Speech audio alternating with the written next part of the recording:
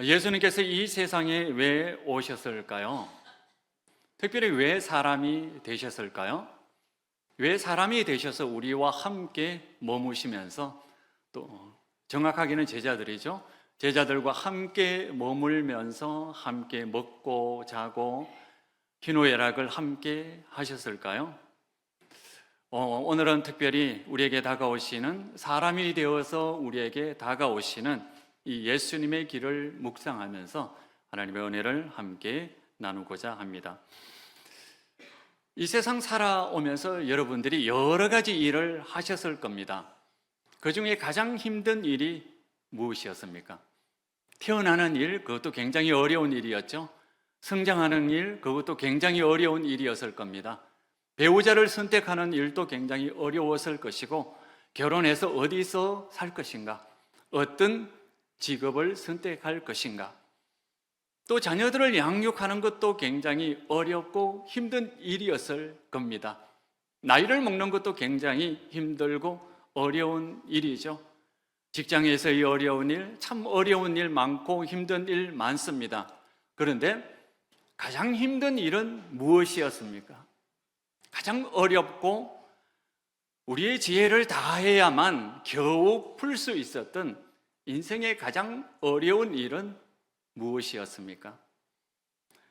생텍쥐페리의 어린 왕자에 보면 이런 이야기가 나옵니다.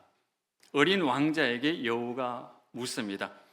세상에서 가장 어려운 일이 무엇이지? 여우가 대답합니다. 글쎄요, 밥 먹는 것일까요? 일하는 것일까요? 어린 왕자가 말합니다. 이 세상에서 가장 어려운 일은 사람의 마음을 얻는 것이란다. 그리고 이 세상에 또한 가장 어려운 것은 사람의 마음은 바람과 같거든 그 바람 같은 마음을 붙잡아 놓는 것이 어려운 일이란다. 이렇게 이야기를 했습니다. 세상에서 가장 어려운 일은 사람의 마음을 얻는 겁니다. 그리고 바람 같은 사람의 마음을 붙잡아 놓는 것이 가장 어려운 일입니다. 고난도의 기술과 지혜가 필요합니다. 인내가 필요합니다. 희생이 필요합니다. 그리고 우리의 능력으로도 되지 않는 것이 바로 사람의 마음을 얻는 겁니다. 예수님도 고백할 겁니다. 내가 이 세상에서 가장 힘들었던 것은 바로 너희들의 마음을 얻는 것이었단다. 우리 각자의 이름, 한 사람 한 사람 이름을 부르면서 누구누구야, 내가 이 세상에서 가장 힘들었던 것은 바로 너의 마음을 얻는 것이었단다. 이렇게 고백할 겁니다. 하나님은 사람의 마음을 얻는데 최선을 다했습니다. 누군가의 마음을 얻기 위해서는 무엇을 해야 됩니까? 밥을 사주고 선물을 주고 그렇게 하면 사람의 마음을 얻을 수 있습니다. 하나님도 이스라엘 백성들의 마음을 얻기 위해서 이런 선물을 많이 하셨습니다. 젖과 꿀이 흐르는 땅 가나안을 주셨거든요. 그리고 그 가나안 땅에 있는 모든 적들을 물리치셨거든요. 그리고 그 가나안 땅을 풍성하게 일굴 수 있도록 은혜와 사랑으로 늘 인도하심으로 함께 하셨거든요. 이스라엘 백성들은 마음을 좀 주는 듯 했습니다. 그런데 얼마 가지 못했습니다. 하나님께서 주신 그 축복을 바라보느라고, 그것을 누리느라고 하나님을 바라보지 않았기 때문입니다. 그 다음에 하나님께서는 이스라엘 백성들의 마음을 얻기 위해서 무엇을 하셨습니까?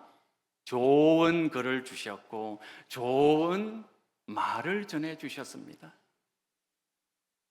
젊은 시절 누군가로부터 좋은 글을 받으면 기분이 좋습니다. 여러분, 그런 좋은 글을 한번 받아본 적이 있습니까? 저는 한 번도 받아본 적이 없습니다. 좋은 글을 많이 쓴 적은 있습니다. 그런데 한 번도 거기에 대해서 답장을 받아보지 못했습니다. 무슨 말씀인지 아시죠? 그 글을 통해서 말씀을 통해서 사람의 마음이 전달되면 마음을 얻을 수 있습니다. 하나님께서는 이스라엘 백성들에게 모세를 통해서 율법이라고 하는 것을 주셨습니다. 처음에는 좀 듣는 것 같았죠. 예언자들을 통해서 하나님의 말씀을 전해주셨습니다.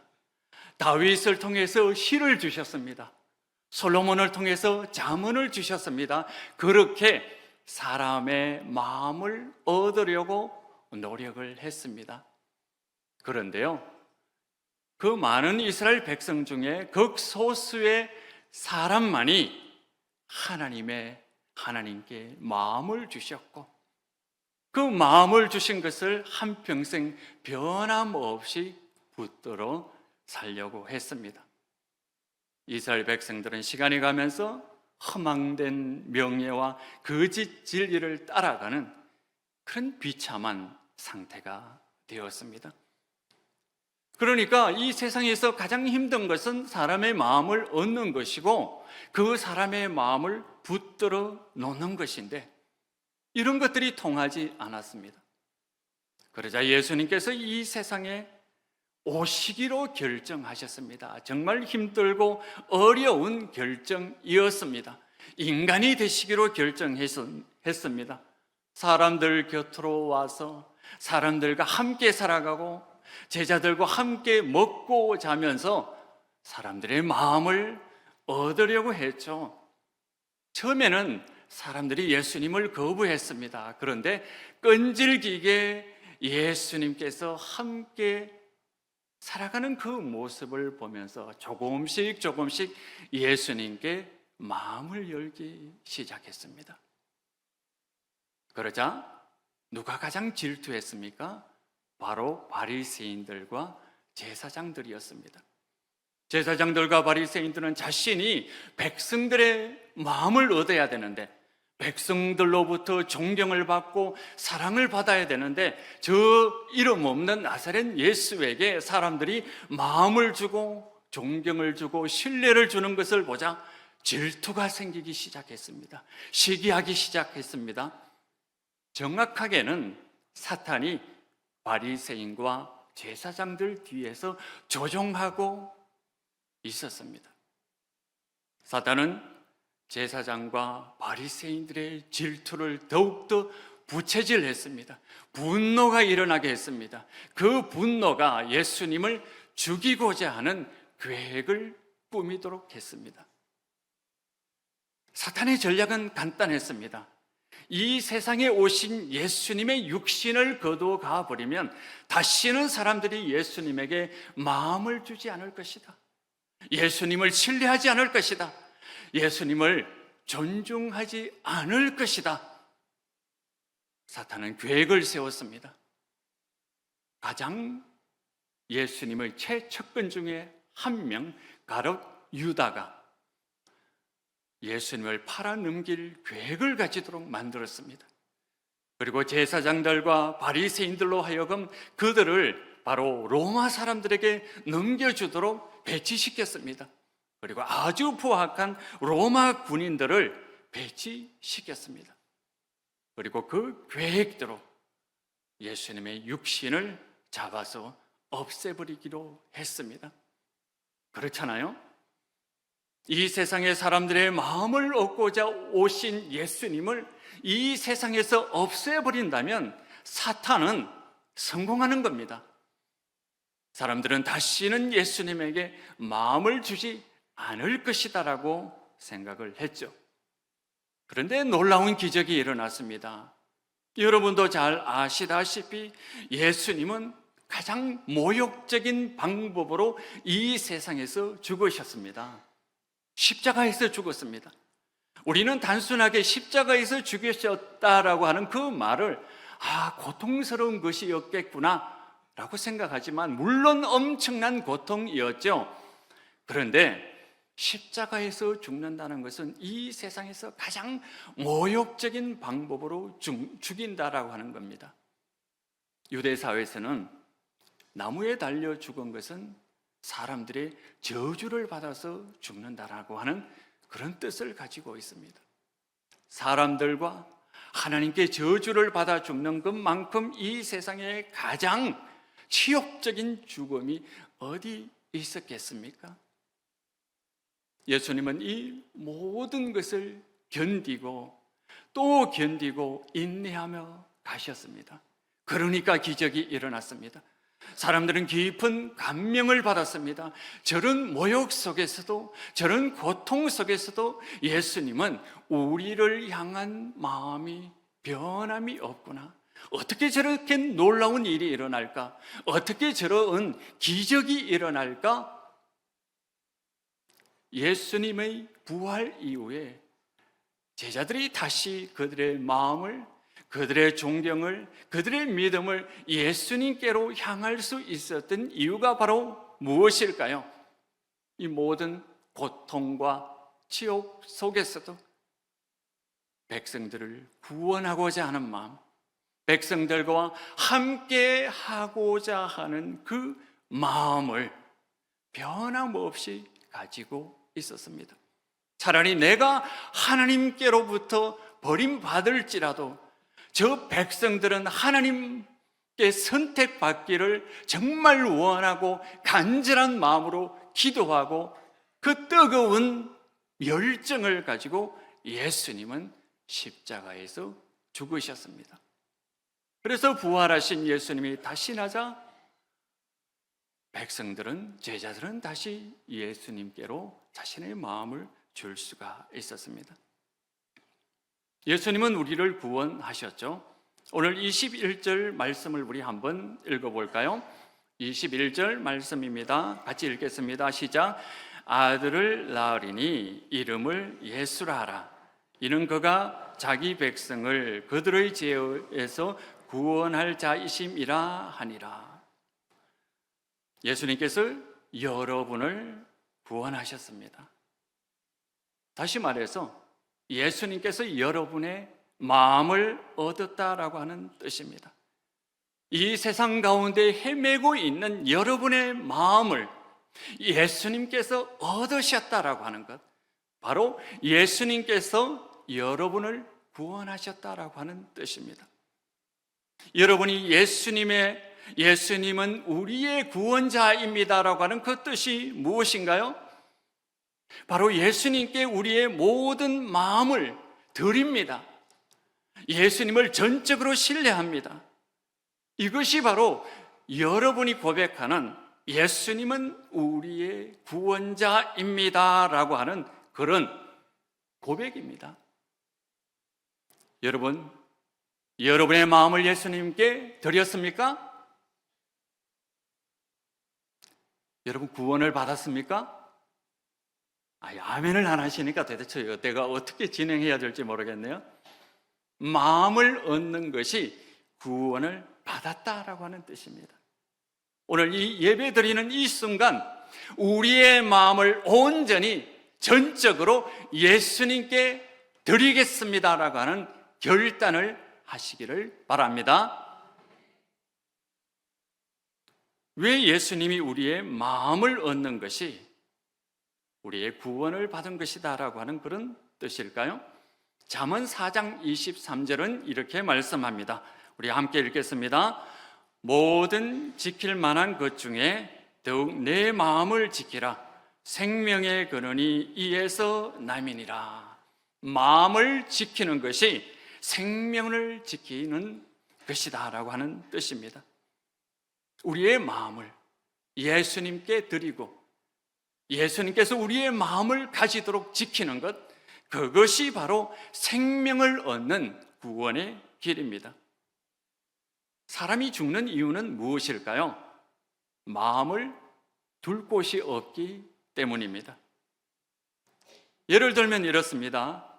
어느 소설에서 읽었습니다. 아주 아름다운 여인이 있었습니다. 왜 이런 소설 속에서는 아름다운 여인이 등장하는지는 잘 모르겠습니다만 그런 여인이라고 합니다. 뭐 하나 부족한 것이 없었습니다. 대기업 회장의 딸입니다. 살 수 있는 건 마음껏 살 수 있고 하고 싶은 건 마음껏 할 수 있고 친구도 마음껏 사귈 수 있었습니다. 실력도 뛰어났습니다. 그런데 욕설과 술에 취해 살았습니다. 우울증, 공황장애, 알코올 중독에 시달립니다. 왜 이 여인은 이렇게 시달리며 살아가야 될까요? 생명의 절정기라고 할 수 있는 이 젊은 시기에 왜 이렇게 정신과 약을 복용하면서 하루하루 버티며 살아갈까요? 그 여인은 마음을 둘 곳이 없기 때문입니다. 출생이 의심스러운 여인이었습니다. 혼외자로 태어났습니다. 가족도 그녀를 수치라고 생각합니다. 어디를 가든지 사람들이 수군거리는 것 같습니다. 마음 둘 곳 없으니까 방황하고 정신과 약을 달고 살 수밖에 없습니다. 이 여인이 구원받는 길은 무엇일까요? 자신의 마음을 받아줄 사람, 자신이 마음을 줄 한 사람을 만나야만 구원을 얻을 수 있습니다. 예수님께서 이 세상에 오셨습니다. 여러분의 마음을 얻기 위해서입니다. 여러분, 예수님께 마음을 주시기를 바랍니다. 그러면 방황하지 않습니다. 마음의 참 평안과 기쁨을 누릴 수 있습니다. 구원의 감격, 나의 모든 것을 받아주시는 분이 있다라고 하는 그 즐거움과 기쁨 속에 하나님의 은혜와 평강을 누릴 수 있습니다. 그것이 바로 천국의 기쁨입니다. 그 기쁨을 가득 누릴 수 있는 대림절 기간이 되시기를 바랍니다. 여러분이 예수님께 마음을 주고 구원을 받았으면 사탄이 그것을 포기할까요? 그래, 저 사람이 이제 예수님께 마음을 주고 구원을 얻었으니까 이제 나는 포기해야 되겠다. 사탄이 그렇게 할까요? 그렇지 않습니다. 사탄은 어떻게 하면 저 바람 같은 마음을 다시 얻을 수 있을까? 계략을 꾸미겠죠. 사탄은 다시 우리의 마음을 빼앗으려고 합니다. 그 전략도 굉장히 강교합니다. 첫 번째, 사탄이 우리의 마음을 뺏는 강교한 방법 중에 하나는 뭐냐면, 좋은 것을 얻었을 때, 기도를 하든 하나님의 축복을 받든 좋은 것을 받았을 때 우리의 눈을 하나님께로부터 떼어놓습니다. 그 좋은 것을 바라보면서 너무 좋다, 너무 행복하다, 그것만 바라보게 함으로써 하나님을 잊어버리게 합니다. 제가 청소년 시절에 교회 학교 학생회 회장을 맡은 적이 있습니다. 여러분들 안 믿어진다는 표정으로 그렇게 쳐다보시면 안 됩니다. 진짜입니다. 학생회가 한 20명 내지 한 30명 됐습니다. 많죠? 그 당시에는 웬만한 교인은 다 그렇게 모였습니다. 회장이 되고 나서 모임을 하고 회의를 주재했습니다. 처음에는 굉장히 긴장했습니다. 그런데요, 그 다음 주부터 회장 노릇하는 게 너무 즐거웠습니다. 예배를 인도하고 회의를 주재하고 회장이 말을 하니까 회원들이 다 따라가야 되고, 그리고 실행하는 그 모습을 보면서 이야, 이게 권력의 맛이구나, 권력이라는 것이 참 좋구나, 명예라고 하는 것이 참 좋구나. 당연히 하나님을 바라보지 않게 되겠죠. 기도도 줄어들었습니다. 말씀을 보는 것도 줄어들었습니다. 기고만장해졌습니다. 독선적으로 됐습니다. 그러나 어느 날 전도사님으로부터 호출을 받았습니다. 어떻게 됐을까요? 호되게 혼났죠. 그리고 정신을 차리고 다시 예전의 모습으로 되돌아올 수 있었습니다. 신학교에 가니까 룸메이트 전도사님과 같이 더불어 이 이야기를 했는데, 우리 룸메이트 전도사님도 똑같은 경험을 했습니다. 그래서 그 전도사님이 하시는 말씀이, 야, 명예라고 하는 것은 마약과 같더라. 한번 그 맛에 취하니까 벗어날 수 없더라. 그러면서 전도사님께서 하시는 말씀이 우리는 하나님께로부터 받든 아니면 이 세상으로부터 받은 좋은 것을 받았다라고 생각할 때 그때 조심해야 돼. 말씀을 묵상하고 기도하면서 하나님을 바라봐야 돼. 우리가 받은 그것을 즐기고 누리다 보면 하나님을 잊어버리게 되는 거야. 이렇게 말했습니다. 여러분 동의하지 않습니까? 여러분도 살아가면서 하나님께 기도하면서 좋은 것을 받을 수 있습니다. 그것이 명예이든 권력이든 물질적인 것이든 사랑이든 아니면 사람과의 관계이든 좋은 것을 받을 수 있습니다. 그런데요, 사탄은 아주 강조합니다. 그것을 바라봄으로써, 그것을 하나님보다 더 귀중하게 여김으로써 우리를 하나님으로부터 멀어지게 합니다. 우리의 마음을 하나님으로부터 떨어지게 합니다. 그래서 우리의 마음을 다시 이 세상 가운데 빠져들게 합니다. 여러분, 우리가 정말 좋은 것을 받았다고 생각하실 때 더욱더 그때 그 순간 더욱더 말씀에 집중하시기를 바랍니다. 더욱더 기도하시기를 바랍니다. 그래서 우리의 마음을 하나님께 붙들어 놓도록 나아가는 주의 귀한 성도가 되시기를 바랍니다. 두 번째, 사탄은 우리의 환경을 이용해서 주님께 드린 우리의 마음을 빼앗아 갑니다. 부유함도 우리의 마음을 빼앗아 갈 수 있습니다. 가난도 우리의 마음을 빼앗아 갈 수 있습니다. 사탄의 계획은 그만큼 강교하다는 것이죠. 제가 청소년 시절에 돈이 없었습니다.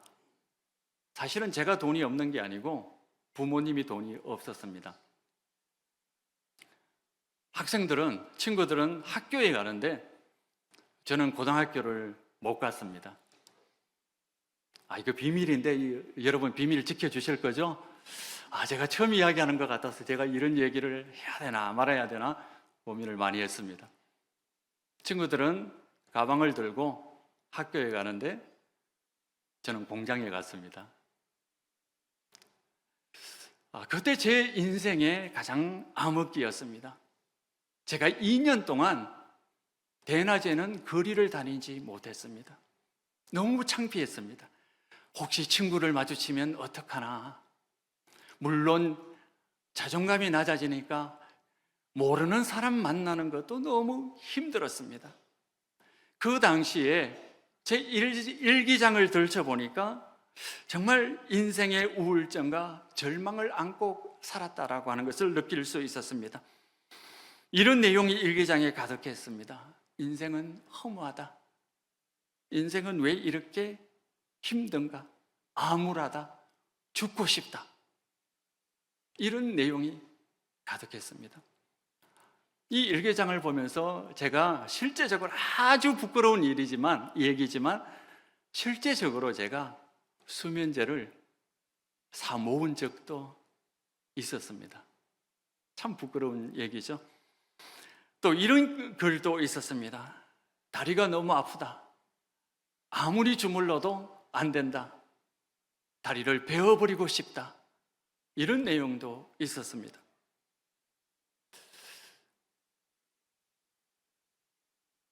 제가 하나님을 몰랐을까요?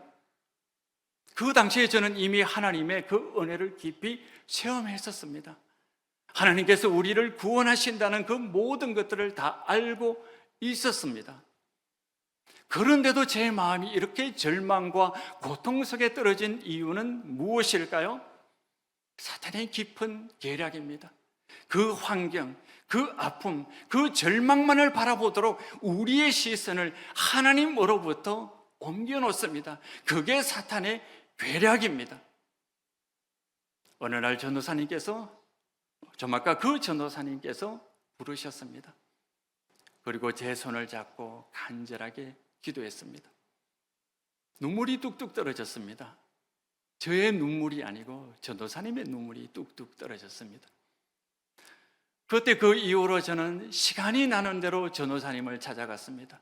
함께 손을 잡고 함께 찬양하고 함께 기도하고 하나님의 말씀을 묵상하는 가운데 제 시선이 제 환경을 보는 것이 아니라 하나님께로 다시 옮겨질 때 제가 회복될 수 있었습니다. 여러분의 환경이 부요함이든 가난함이든 그 환경 자체가 여러분들을 하나님께로부터 멀어지게 할 수 있습니다. 그때는 어떻게 해야 될까요? 우리 성도가 서로 돕는다면 얼마나 힘이 되겠습니까? 우리 성도가 함께 기도한다면 얼마나 그것이 힘이 되겠습니까? 그러나 여러분, 최종적으로 우리 자신이 해야 되겠죠. 우리를 사랑하시고 우리를 구원하시는 예수님을 바라볼 때만이 우리의 마음을 다시 한번 주님께로 모을 수 있습니다. 주님께서 우리에게 오신 이유는 무엇일까요? 우리의 마음을 얻기 위해서입니다. 그리고 우리의 마음을 주님께 붙들어 놓기 위해서 지금도 성령으로 강력하게 역사하고 계십니다. 우리가 이미 하나님의 그 크신 사랑을 받았습니다. 우리는 어떤 결단을 하고 있습니까? 어떤 노력을 하고 있습니까? 요셉과 마리아는 순종을 했습니다. 힘들고 어렵지만 하나님의 말씀을 내가 하겠습니다. 결단을 했을 때 예수님께서 우리에게 오실 수 있었습니다. 우리가 그 은혜와 사랑을 받았다면 우리도 결단을 해야 됩니다. 내가 정말 하기 싫은 것, 내가 못하겠다고 생각되는 것, 정말 이것은 아니다라고 생각되는 것, 그러나 하나님의 말씀이 이것은 네가 해야 된다라고 한다면 그것을 어렵고 힘들지만 결단하고 순종하고 기도하고 하나님께 예배함으로써 우리의 마음을 온전히 주님께 붙들어 놓을 수 있습니다. 우리의 모든 삶, 우리의 마음 이제 주님의 것입니다. 바람 같은 마음이 아니라 주님께 붙들려 살아가는 성령의 사람이 되기를 이 대림절 기간에 뜨겁게 기도하시기를 바랍니다. 기도하시겠습니다. 하나님 아버지, 주님의 은혜와 사랑으로 저희들의 마음을 붙들어 주시니 감사드립니다. 저희들 또한 믿음의 결단으로 우리의 마음을 온전히 드릴 수 있도록 도와주시옵소서. 성령의 사람이 될 수 있도록 도와주시옵소서. 순종의 사람이 될 수 있도록 하나님의 그 크신 사랑과 능력으로 인도하여 주시옵소서. 예수님 이름으로 기도드리옵나이다. 아멘.